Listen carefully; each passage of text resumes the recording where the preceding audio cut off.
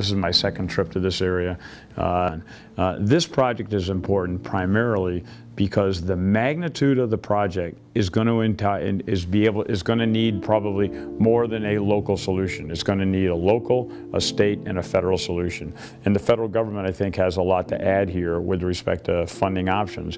And the Corps of Engineers is very interested in this because we have an awful lot of technical competence that we can bring to the fight as to how to do this. I think that when I was here a couple of years ago and heard about the devastation that happened throughout both of these states, Fargo, Moorhead, and the surrounding towns, we knew at that time that if there's anything we can do to be able to give people the quality of life, that they know that their investments will not be ruined, they can go to sleep at night knowing that they aren't going to end up being flooded in the morning, I think that's a big, big deal. So my team came up with a solution along with the Diversion Authority that we want to continue to partner on to be able to do whatever we can to be able to take care of the people of this area.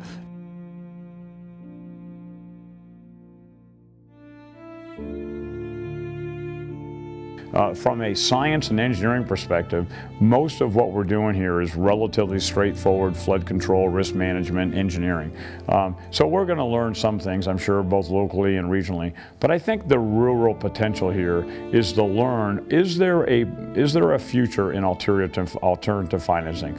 So this particular arrangement right now is some local funding, some federal funding, and some private funding that not only makes the project cheaper for the federal government, it can get it done faster because there's more capital on the table. It can get it done much more efficiently with less contracts.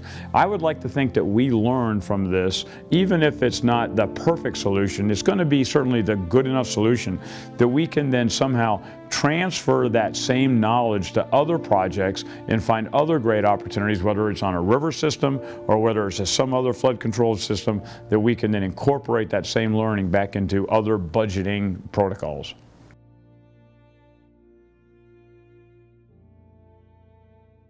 I've been very, very impressed just in the last 2 years with the great work the two governors have done to be able to find what we thought was a good solution to make it even better. So they've definitely got skin in. The diversion authorities all in, both of the mayors, Fargo and Moorhead, the rest of the teams here.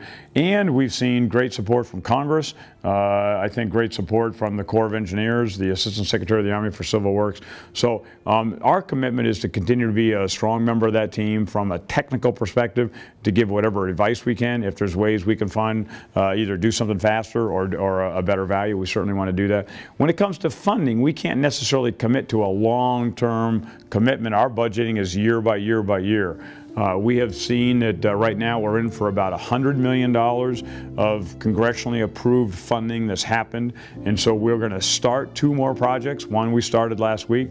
We're going to start another one here in the next 4 or 5 months to be able to get 2 of the inlet structures up and running, and then we're going to basically continue to be able to champion Congress of where there's other good increments that could be funded, and whether that is going to be done in the President's budget or whether that's done through what we call the Corps of Engineer work plan. It's premature to be able to say how that works out, but I think the best thing we can do, or certainly I can do, is to take the leadership of my team that's working with your team here, understand the value of the project, and when I get asked in Congress and in testimony, what do you see the value of this project, to be able to give a straightforward answer. But at the end of the day, I think that this Fargo-Moorhead Diversion Project is a very, very good project, something that we want to continue to be a partner in, and I think that the people of this region ought to be proud in the leaders who have taken the bold step to be able to go down this road. And sometimes it's not a perfect solution.